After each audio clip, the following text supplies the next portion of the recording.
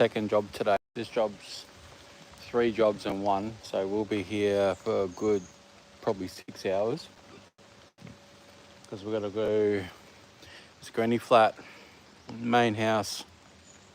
They're doing a roof clean, house clean, and driveway, patios, pavers, everything right around the property. So we're doing all the walkways all around the pool. He's already done a section out the back here. But the biggest thing is we're going to do the roofs first. It is a pretty rainy day today. Hey Todd, how you going? The weather's just turned rain. I got my big raincoat on. So the whole house has got leaf catcher guards. So we've got a massive underground water tank here. Goes right around there. I've just found the inlets in here. There's no flushing valves to divert that water. So what we're gonna have to do is we're gonna have to bag the downspouts and drop it on the ground to make sure we get none of that algae and mold and soot and any rubbish coming out of these gutters. There's got gutter guards on top of them because of all the gum trees. You can see all the leaf ladder up there. But we're just gonna have to go around the whole house, bag up the spouts and make sure nothing runs into this tank. Basically we're gonna pressure wash this roof today, and then we'll just downstream it with, as we're doing the house, we'll downstream the roof at the same time, just due to the weather. Because we're not gonna really put a bunch of chemical up there today because we're not going to get the result that we want, and I think it's just going to be easier to pressure wash it and then downstream chemical up there just to get the result. And then I'll tell them to leave the spouts on there until a bit of rain coming in, that'll flush out over. But we got all this out here, and then we'll clean up around the tank there just to tidy that up. All the walkways, the tenants have gone out to a doctor's appointment. Yeah, so they're gone. And then we got all the driveway out here, which is pretty slippery.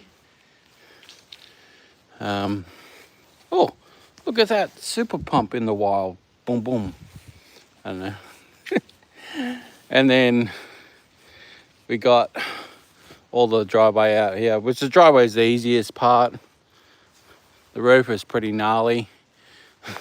We even got a little walkway so we can get up on that block wall there. What I'll do is I'll get the extension ladder off, because the hardest thing is when you're on a roof like this and it's slimy, slippery and wet, how do you start it? Like, I would normally put the ladder up in between those two guttering, and then I'd start washing out the valley, and then I'll be able to get up there and walk on it and then clean my way up to the top and then work my way around. But what I can do is I can stand on this block wall with a surface cleaner and clean a large section on the bottom and work my way that way, so I'm nice and safe by the time I get up on the roof. And the same one with this one, I can put the extension ladder up there and clean that whole bottom corner before I get up and get right up on there. That wall's pretty nasty, but that's the only one exposed to the weather. The house itself is pretty good nick. Got a couple of mud wasps and stuff like that around. We'll run around and take some before and after photos, as this is a rental, so the owner doesn't step foot on the property. So I take before and after pictures just so he can see any damage, because I'll show you. It's kind of, we do a property inspection for all the tenants, for the owners, because they love it, because that right there, the inlet from the guttering to the downpipe is all rusted out, and it's just dropping water down and on the ground and stuff. So we'll take a photo and we'll send it to him and say, this has got to be addressed. You probably got to send a plumber out just to tidy up this. And then we'll check the other ones while we're running around. So basically doing a property inspection, because not all the real estates do that. They probably don't know what they're looking at. This one here, it's the same problem. So it probably needs to do the ones right around the whole house. So that one there seems to be fine. That timber work's not too much of a problem.